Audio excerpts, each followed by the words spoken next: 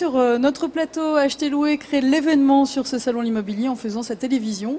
Pendant toute la durée du salon, nous sommes ici et les principaux acteurs du marché se succèdent ici même sur ce plateau. Les réseaux d'agences immobilières, les courtiers, les banquiers, les constructeurs, les promoteurs. Et ils répondent aux questions que vous vous posez au quotidien. Des interviews, des tables rondes, des journaux de l'immobilier. Et tout cela, vous pouvez le retrouver en différé sur le site acheterlouer.fr. Et n'oublions pas nos partenaires Prominvest, MGI et Rentabilimo. J'ai le plaisir et l'honneur de recevoir Jean-François Buet. Bonjour. Bonjour. Vous êtes président de la FNAIM. Vous avez pris vos fonctions en janvier dernier. Alors la FNAIM, tout le monde connaît. Et néanmoins, est-ce que vous pouvez nous préciser votre activité ? Oui, bien sûr. La FNAIM, c'est la première organisation patronale dans le domaine de l'immobilier en Europe. C'est la première avec 12 000 adhérents, qui sont d'ailleurs des adhérents venant de 14 métiers, la vente, la location, l'achat, la gestion, l'expertise, le syndic, et des adhérents qui peuvent être aussi par ailleurs franchisés éventuellement. Et donc nous, notre travail, c'est de faire évoluer les métiers. D'accord. Donc de nombreux métiers sont regroupés en fait.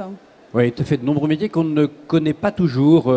La location saisonnière, par exemple. On connaît un peu mieux le syndic de copropriété, mais aussi l'immobilier d'entreprise, les diagnostiqueurs, les experts en évaluation immobilière.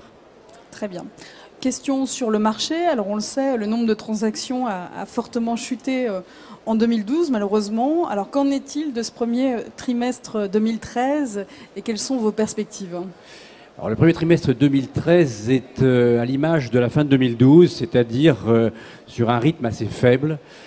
Janvier, février n'ont pas été des mois excellents. Mars a été meilleur, on le voit un peu partout.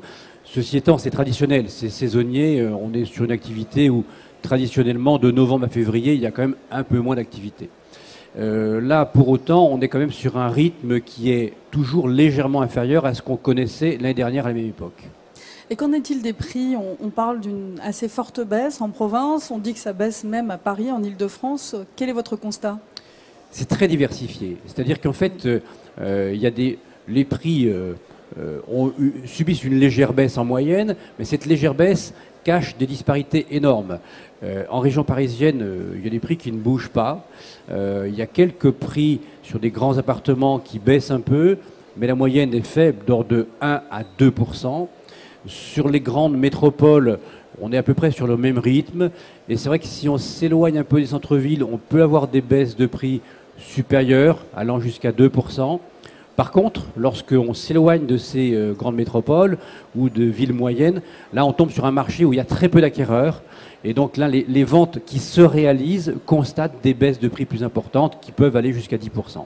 Et puis j'imagine que c'est toujours pareil, les biens qui n'ont pas de défaut ne baissent pas ou quasiment pas, et la baisse concerne les produits qui ont de réels défauts. Oui, c'est exactement ça, et c'est encore plus vrai dans ces périodes difficiles. Dans les périodes fastes, quand les prix augmentent trop vite, même beaucoup plus vite que les revenus, ce qu'on a vécu entre 2002 et 2007 sur un marché qui était difficile, compliqué parce que les prix augmentaient trop vite, tout se vendait, et n'importe quoi se vendait.